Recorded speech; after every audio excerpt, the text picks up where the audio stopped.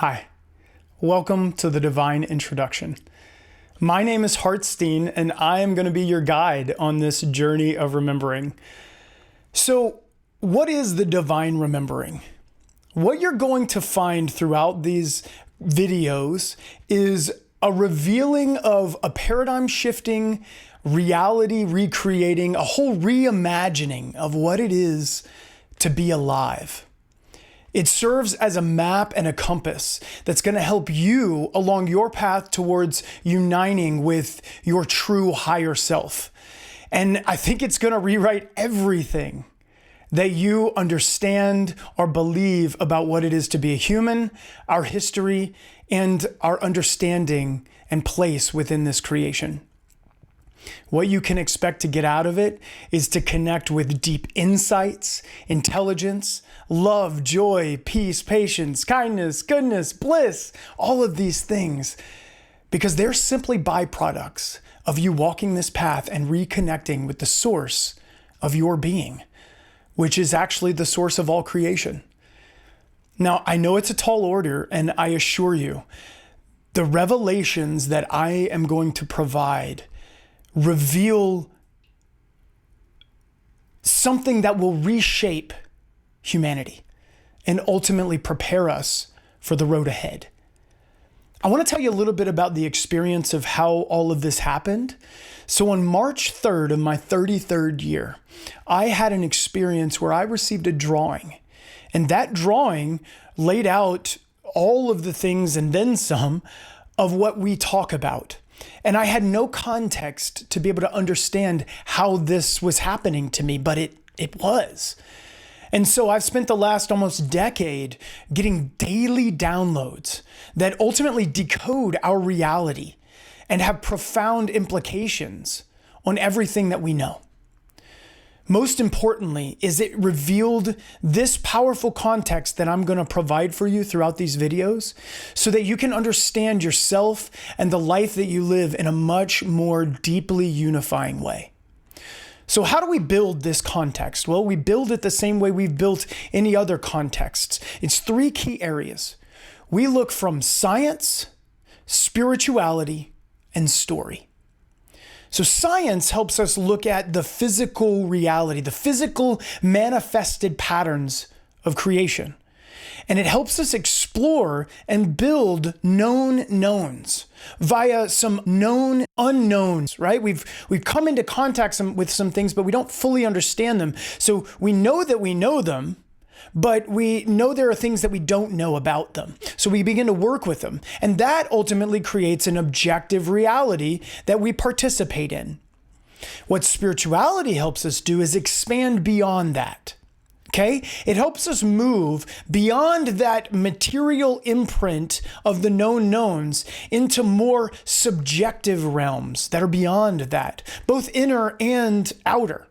These are the realms of the unknown unknowns. And then finally, we work with story, because story is like this glue. It's the thread that weaves everything together, and I talk about it a lot. Story is the meaning that we create out of these known knowns, known unknowns, and unknown unknowns. And the story helps us unlock a truly magical place, and that's the unknown knowns. Those are the area of memory and intelligence that you didn't know that you already knew. That's the remembering. And so why do we do this? Why would we unpack and dismantle such a deeply experienced and created and shared reality? Well, we're at a time of great change. There's a lot unfolding right now. And this time has actually been talked about throughout the ages. In the third video, I talk pretty deeply about it. But anytime an age comes to an end and a new one begins to emerge, there's a shift. And that shift means that energy is being released. And it's being released so that it can be reimagined, understood in a different way. Now, what that looks like is institutions and norms. They begin to fall apart. Now, it doesn't have to be challenging. It doesn't have to be scary. Really, it's an opportunity. But to see it as such, you have to build a context, a real powerful context, which is why we explore this. See, we do a really good job of developing and understanding our physical well-being. We know when to eat, and we've been working on getting food to everyone as best as we can. We know how to eat that food. We know how to exercise, when to go to the gym. Those are our physical well-beings. We're doing a much better job at our mental well-being, understanding mindfulness and mindset and how stress has an impact on our physicality. But the real purpose of these two levels of our experience is to support the spiritual well-being. And our spiritual well-being is something we don't do a really great job at. We've got religion, we have beliefs, but they tend to create disconnection instead of connection. And this spiritual level of ourselves has immense power. We have immense benefits that the physical and the mental are trying to access and touch, skim the surface on. But science is revealing that a spiritual context is massive. And it reflects what ancient wisdom has been telling us since the beginning of time.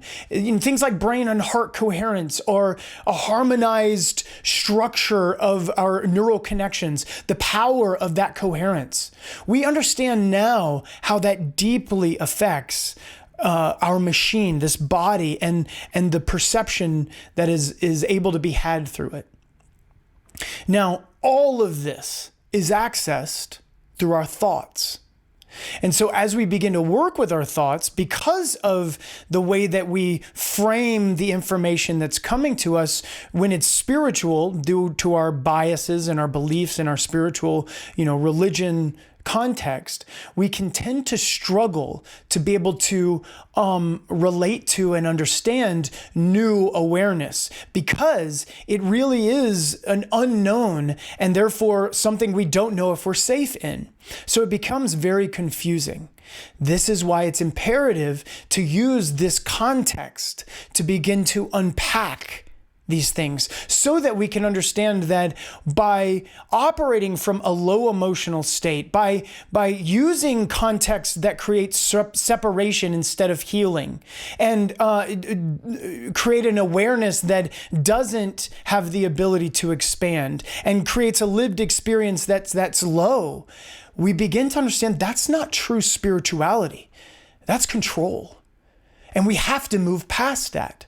Because that's not the promise of faith. That's not the promise of seeking something higher. What we get when we seek the higher is said to be a unifying experience, a connective experience, an experience of bliss and joy and peace and love. And when our beliefs are actually giving us the opposite, we have to be willing to surrender them.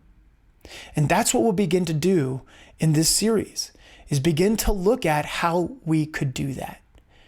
The first step is understanding and exploring energy, and then talking about the channels of how we access information that's stored within this energy, and ultimately understand that there's a process that we can engage with that will help us consciously work with our spiritual evolution. So I encourage you to continue this journey. Don't stop. There's some big things coming.